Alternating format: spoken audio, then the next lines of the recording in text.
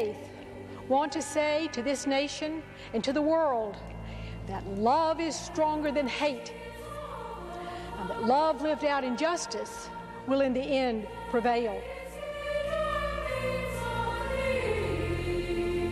Today we gather to be reassured that God hears the lamenting and bitter weeping of Mother America, because so many of her children are no more.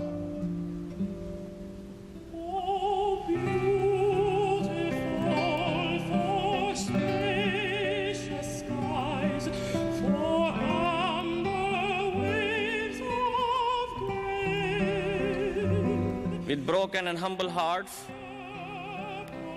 and with tears in our eyes, we turn to you, our Lord, to give us comfort. Help us in our distress.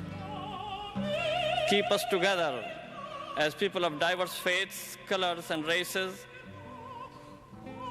Keep our country strong for the sake of the good and righteousness.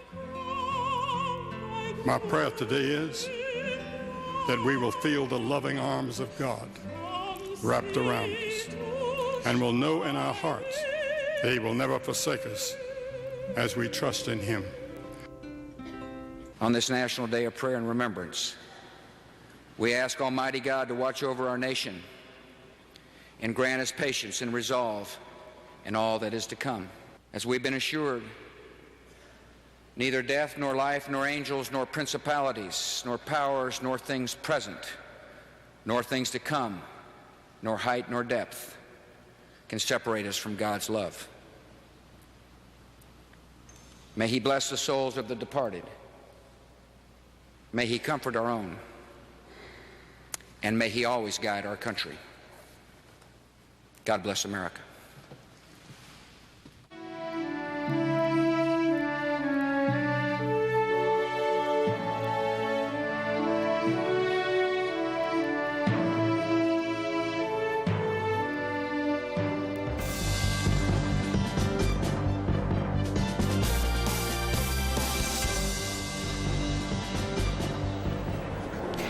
The President of the United States at Ground Zero, the Commander-in-Chief today, a witness both to what an unseen opponent is capable of doing to a nation and to the strength that rises from the ashes. Slowly, securely, the pace picking up at the nation's major airports, and as the country shifts to a higher gear, a pause to honor the innocent, the victims of Tuesday's terror attacks. Good evening from CNN Center in Atlanta. I'm Joey Chad. Good evening, and I'm Wolf Blitzer reporting from Washington, where we've witnessed a day of remembrance, a day of prayer, and a day of the nation taking steps to prepare for war. The request of President Bush, much of the nation has taken time today to pause, to reflect on the crisis at hand and the events that have brought us to this point. About 90 minutes ago, Mr. Bush touched down in New York to witness firsthand the destruction in Lower Manhattan. Mr. Bush is on his tour right now, as you see there, and a short time ago he rallied, as you saw, some of the rescue workers. We'll have more on this in just a moment. As you probably know by now, it has been a gray and quite grisly day in New York City, about 54 degrees at the top of the hour. The weather has hampered the rescue efforts where the World Trade Center towers have fallen. These efforts, though, continue. Despite all that, Mayor Giuliani citing what he called a strong sense that people are still alive. Quickly, we look now to New York City. President Bush is in the motorcade now, moving away from the scene of the World Trade Center towers. You see his motorcade moving out of the scene now. Kelly Wallace is standing by on a rooftop location with a view to what is going on in the city. Kelly. Absolutely, Joey. We do not know exactly where the president is going, though, right at this moment. We do know he was going to go to one more location after meeting with and talking with the firefighters and rescue workers around what has become known as Ground Zero and the site, of course, of the terrorist attacks on Tuesday. We're not exactly sure what this location will be, but we did expect that the president would likely try and spend some time with some family members of the victims, people still still holding out hope that maybe, just maybe, the firefighters and those rescue teams will find some more survivors in that debris field. So as soon as we see where the president will go, we will let you know. Joey, we've watched these events unfold throughout the afternoon, and one thing we have all reminded of is the extremely tight security that is going on right now. We know that this administration is operating on a highest state of alert, and the U.S. Secret Service operating at that alert and taking absolutely every possible precaution to make sure the president is safe and sound. We did see fighter jets in the air and lots of additional measures that we don't often see when the president travels to, again, ensure the safety of the president. And Joey, as we've noted, the main focus for the president coming here was to try to lift the morale and spirits of these firefighters and these rescue teams, people who have been working around the clock, obviously trying to find possible survivors. Many of these firefighters and rescue teams and police officers, Kelly? we can't emphasize. Go ahead, Joey. Kelly, we just want you to stand by for a moment here. Richard Roth is at the position where this camera is taking the pictures of the president's motorcade passing through Lower Manhattan. Richard, can you hear us? Yes, I can, Joey. There would have been a lot of talk, I thought, in the days ahead of the presidential visit that it would be more of a smaller size security presence, but it seems like your typical traditional jumbo motorcade for a president when he travels, moving through streets that, of course, have been cleared out. A large amount of the usual accompaniment of security motorcycles. The Secret Service obviously coordinating the president's visit. Reportedly, several units of the Secret Service offices in World Trade Center building number 7 were destroyed or heavily damaged. Secret Service having a lot of its New York headquarters there. That obviously not hampering the president's visit and security preparations. Without really going where we're not supposed to go, moving up west side of Manhattan and passing what seemed to be 100 satellite trucks covering the devastation to the World Trade Towers.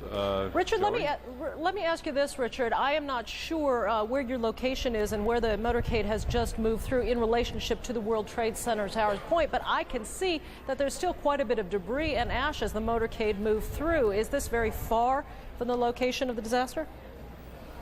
No, it's not far. In fact, just before the motorcade headed up that avenue, on the same street, the 3 large garbage trucks filled with debris went ahead of this presidential motorcade. President Bush is, of course, scheduled to return to New York September 24th for the start of the UN General Assembly debate. No word on whether that visit is going to be changed, though they may lower the profile of the debate, Joey. Let's bring back Kelly Wallace, who I see is standing by listening as well. Can you talk about the impact of Mr. Bush's visit to New York? Really, the intention, I suppose, was to uplift the folks down there on the rescue site, but the president looked quite energized himself by the amount of spirit and determination he found there. Absolutely, Joey. That's what the president's goal was, to try to give a bit of a morale boost and lift some spirits. Again, we've noted firefighters, police officers, rescue teams, volunteers working 24 hours a day trying to possibly find survivors. Many of these firefighters, police officers have fellow colleagues, their comrades who are among those missing. So the president coming here to try and thank these rescue teams and firefighters for their work and to say that the nation stands united with them. But just as you noted, we watched the pictures unfold. We heard the crowds chanting USA, USA. And as Judy Woodruff noted, which I think was a very interesting point, the president, we saw him grab the bullhorn and talk to the crowd that assembled there. The president looking really the most comfortable that we have seen him since this crisis really began on Tuesday. The president saying, you know, I can hear you, the rest of the world hears you, and the people who knocked down these buildings will hear all of us soon. So the president seeming to get his own spirits lifted, a sense of strength, boosting his own morale as he probably leaves here, certainly at some point today, and then, of course, has to face big, difficult decisions with his top advisors about what steps the U.S. will take in the days ahead. Joey? Yeah, Kelly, just to advisory to our viewers, on the left side of your screen there, you're seeing the live picture as the motorcade moves through, actually has passed out of the shot there on the left side.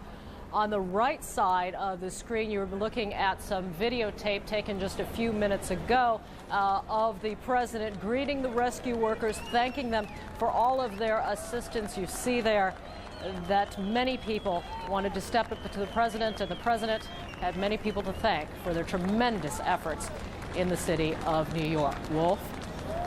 Joey, Marty Savage has been at ground zero in this entire search and rescue operation. He joins us now live. Marty, tell us what's happening right now in the aftermath of the rain that did some additional destructive damage to New York. Well, let me point out something first, Wolf, to you, and that is the fact that though it was intended by the president's visit not to disrupt the search and rescue effort, which it did not significantly impact, it has impacted greatly the ability to get more supplies and to get more people into the site. The entire area immediately outside of where the president was visiting, that being ground zero, has been in lockdown essentially, and the streets here now, which had been moving with equipment, have been clogged for some time as they wait for the okay to begin moving in. It's important because it is not just the rescue effort that they are working to support, but also trying to deliver that sense of normalcy that the president has been so adamant in trying to get back to. Wall Street hoping to open on Monday. A lot of communication in this area has been knocked out. Restoring communications, restoring electricity, restoring basic services is essential to getting this part of the financial community online.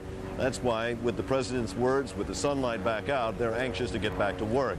But this morning, you're right, it was very dismal. It was very cold, it was wet, and it was windy. All three of those made for difficult conditions for the firefighters. The wetness made it very slippery, very treacherous out there working on the debris pile. A number of those that were working out there said that everyone was slipping and falling and getting injured. It also had a dampening effect on morale. Then there was the wind. Wind was a great concern, especially for the engineers that have been studying the buildings that have been severely impacted.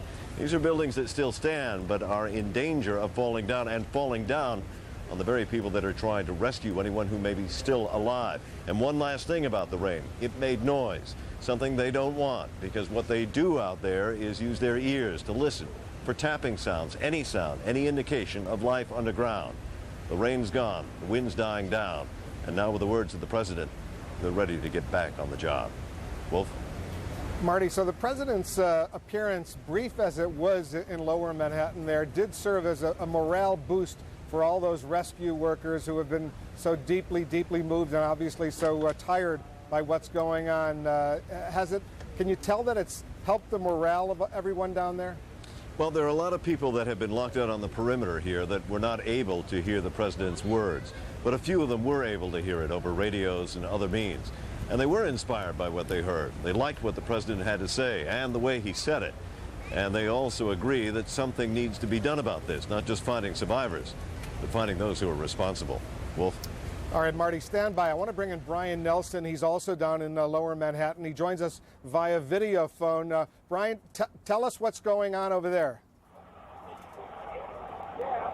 Well, Wolf, some of the traffic that has been backed up carrying in supplies into the site behind us is now beginning to move now that the president has moved out of the scene. They've been backed up for, I guess, about an hour and a half during the president's visit. So now they're beginning to move past the police barricades toward the side of the World Trade Center. They're carrying everything from medical equipment to cranes, shovels, and whatever. That site is what we have been trying as journalists to get to as close as we possibly can over the last few days. It's been kind of a tough job. And so what we did was give a camera to a couple of volunteers working there. One of them was a medical worker, and they took a camera in on our behalf. And I think we're going to show you some video now what that camera picked up. Here's part of it. What we have is a ground-eye view of the destruction of number 7 World Trade Center. This site, I don't know, adjectives somehow escape you. It's a compressed pancake. It's awesome, it's stunning, it's shocking to see it that close up. The other thing you notice is what is being called here the bucket brigade. Now you have lines of rescue and recovery workers who will make their way up that pile of debris and do it very gingerly. Their own lives are in danger as they do that because all of that rubble is in a precarious position. They snake their way up to the top and begin filling buckets. with pieces of debris, pieces of cement, pieces of anything that can find, and yes, indeed, even human remains. And that bucket is handed down one at a time as it comes down to the bottom, and you may be able to hear some of it being dumped out. And workers will go through that debris very gingerly, looking for pieces of evidence and, yes, human remains, before it is all swept